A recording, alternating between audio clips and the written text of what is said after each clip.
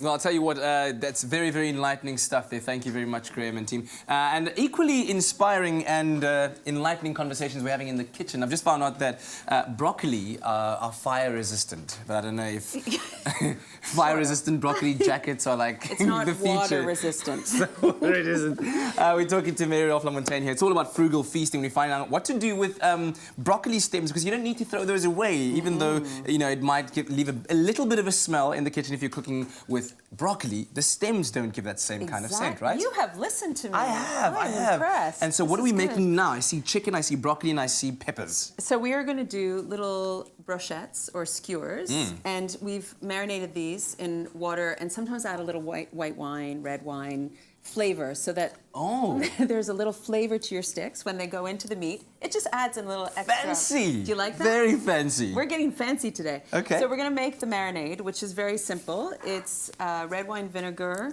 olive oil. Okay, that's olive oil over there. We got red wine vinegar over here. And a little bit of parsley, oregano, and garlic. So we mix all that up. All right, I'll do that for you. Yeah. You're doing a great job.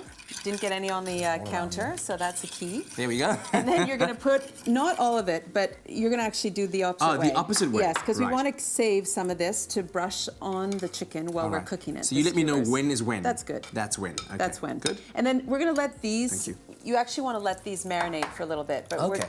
I'll just make sure they're coated. Yeah. Yeah.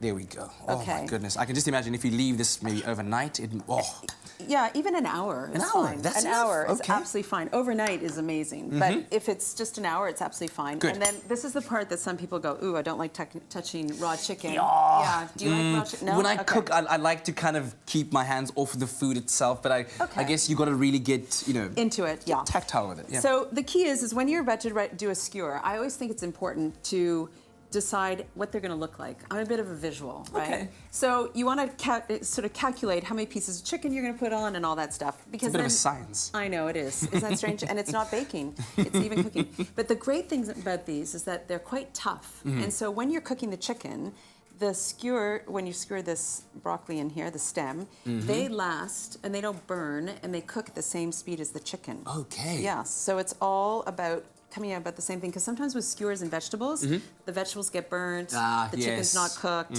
and all that stuff. By the way, if you've just tuned in, we're making beautiful. Is it what are they called again? Mediterranean.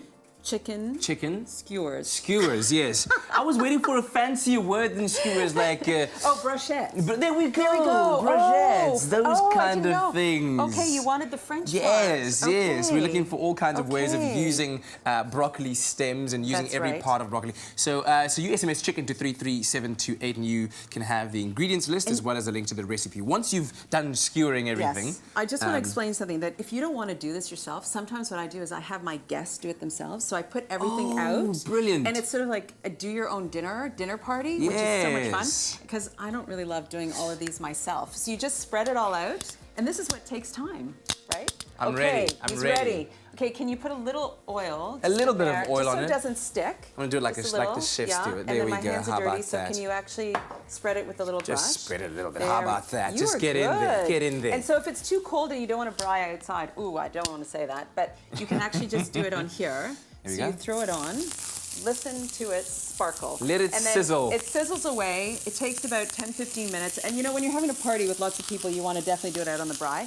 And then you finish it off, and that's what it looks like. And then you can make a little tzatziki sauce to go with cucumber, yogurt, a little mint. Merci beaucoup. It looks absolutely delicious. SMS chicken to 33728. We'll be back with Mary Rolf and more frugal feasting in the kitchen very shortly. Don't let it burn. Don't let it burn. Don't let it burn.